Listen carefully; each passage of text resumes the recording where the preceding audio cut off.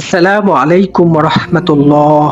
প্রিয় দর্শক, আল্লাহ তাআলা যে মানুষকে সম্পদ দিয়েও পরীক্ষা করেন, আবার দরিদ্রতা দিয়েও পরীক্ষা করেন, এর জ্বলন্ত একটি প্রমাণ হযরত আইয়ুব আলাইহিস সালাম। তিনি তার জীবনে অনেক বড় একটি বিপদের সম্মুখীন হন। এরপরে তিনি 18 বছর ধৈর্য ধারণ করেন। তারপরে তিনি ফল পেয়েছেন। দর্শক, সমস্ত ঘটনাটি বুঝতে ভিডিওটি শেষ পর্যন্ত দেখার অনুরোধ রইল। হযরত আইয়ুব আলাইহিস সালাম, যার ধৈর্যের দৃষ্টান্ত ছিল অসাধারণ এবং অতুলনীয়। আইয়ুব আলাইহিস সালাম বেশ সম্পদশালী এবং বড় জমিদার ছিলেন। দামেস্কের সীমান্ত অঞ্চল বুছায়না নামক অঞ্চলে তার বিশাল কৃষিক্ষেত ছিল। সম্পদ ও আসবাবপত্রের পূর্ণতা তাকে অত্র এলাকার সবচেয়ে বড় এক প্রভাবশালী জমিদার বানিয়ে দিয়েছিল। এত প্রাচুর্যের অধিকারী হয়েও তিনি ছিলেন অত্যন্ত দানশীল এবং দয়াবান ব্যক্তি। গরিব, মিসকিন এবং বিধবাদের জন্য তিনি দুহাত ভরে খরচ করতেন। কোনো ভিক্ষুক তার কাছ থেকে ফিরে গেছে এমন ঘটনা কখনো ঘটেনি। হযরত আইয়ুব আলাইহিস সালাম আল্লাহর শুকরগুজার বান্দা ছিলেন। তিনি এসব প্রাপ্ত নিয়ামতের জন্য আল্লাহর দরবারে শুকরিয়া আদায় করতে ভুলে যেতেন না। আল্লাহ তাআলার ওয়াদা হলো তার পছন্দের বান্দাদেরকে মুসিবতে ফেলবেন এবং তাকে ঈমানের পরীক্ষা নেবেন। তিনি হযরত আইয়ুব আলাইহিস সালামকেও মুসিবতে ফেললেন এবং এক কঠিন পরীক্ষার সম্মুখীন করালেন। ইবলিস শয়তান আল্লাহর দরবারে আরজ করল, হে আল্লাহ, তুমি কি জানো আইয়ুব তোমার নিয়ামত পেয়ে তোমার শুকরগুজার করে, তোমার ইবাদত করে। তুমি তাকে পরীক্ষা করো, তুমি দেখবা তোমার থেকে সে বিমুখ হয়ে গেছে। ইবলিস শয়তান বলল, হে প্রভু, তুমি আমাকে দায়িত্ব দাও, দেখবা সে তোমার থেকে বিমুখ হয়ে গেছে। এরপর আল্লাহ তাআলা বললেন, যা, তোকে আমি অনুমতি দিলাম, দেখি আমার হাবিব কি করে। এরপরে ইবলিস শয়তান আইয়ুব আলাইহিস সালামের পিছনে লেগে পড়ল।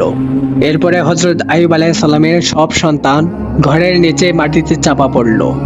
তার সব স্ত্রী মারা গেল, শুধু দুইজন স্ত্রী জীবিত ছিলেন। এরপরে ডাকাতরা বাড়ির আসবাবপত্র সবকিছু নিয়ে গেল। লুটরাজদের বড় একটি দল তাকে এবং তার পরিবারকে ধাওয়া করলো। কৃষিক্ষেত আগুনে পুড়ে ছাই হয়ে গেল। এরপরে এলো আরো একটি বড় পরীক্ষা। হযরত আইয়ুব আলাইহিস সালাম কুষ্ঠরোগে আক্রান্ত হলেন। তারপর পুরো শরীর ক্ষত সৃষ্টি হলো। এরকম পরিস্থিতিতে কে তাকে সঙ্গ দিবে? তার পাশে কেউই ছিল না, একমাত্র তার স্ত্রী রহিমা ছিলেন।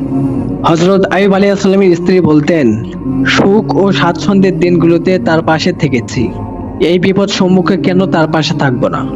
এদিকে আইয়ুব আলাইহিস সালামের বসতির লোকেরা তাকে বসতি থেকে তাড়িয়ে দিল। এরপর তার স্ত্রী তাকে নিয়ে বসতির বাহিরে এক তাঁবুতে আশ্রয় নিলেন। থাকার বিষয়টা না হয় কোনোভাবে না কোনোভাবে হয়ে গেল, কিন্তু খাবারের বন্দোবস্ত হবে কিভাবে? আইয়ুব আলাইহিস সালামও তো কাজকর্ম করতে পারেন না। এরপর তার স্ত্রী হিম্মত হারালেন না, তার স্ত্রী তার থেকে অনুমতি নিলেন।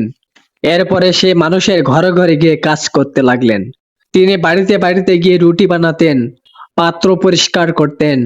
সারাদিন কাজের বিনিময়ে যা পেতেন তা নিয়ে এসে আইয়ুব আলাইহিস সালামকে খাওয়াতেন। এভাবে তাদের 17টি বছর কেটে গেল। আইয়ুব আলাইহিস সালাম দিন রাত আল্লাহর দরবারে তওবা করতেন এবং কান্নায় ভাসিয়ে দিতেন। একটা পর্যায়ে আল্লাহ তাআলা তার তওবা কবুল করলেন। আইয়ুব আলাইহিস সালাম যখন শৌচাগারে যেতেন, তখন তার স্ত্রী হাত ধরে নিয়ে যেতেন। একদিন শৌচাগার থেকে ফিরতে দেরি করছিলেন, এমন সময় আল্লাহ তাআলা তার কাছে ওহী পাঠালেন, আপনি আপনার পা দ্বারা ভূমিতে আঘাত করুন, এই তো গোসলের সুশীতল পানি এবং পানীয়। কথা মতোই আইয়ুব আলাইহিস সালাম ভূমিতে পা দিয়ে আঘাত করলেন এবং সেখান থেকে সুপেয় পানির ঝর্ণা প্রবাহিত হতে লাগলো এবং একটা পর্যায়ে তিনি আবার সুস্থ সবল হয়ে উঠলেন। পরবর্তীতে তিনি আবার তার বসতিতে চলে গেলেন। আল্লাহ তাআলা তার পরিবারকে আবার ফিরে দিলেন। এভাবেই তিনি পরবর্তী জীবন উপভোগ করতে থাকলেন।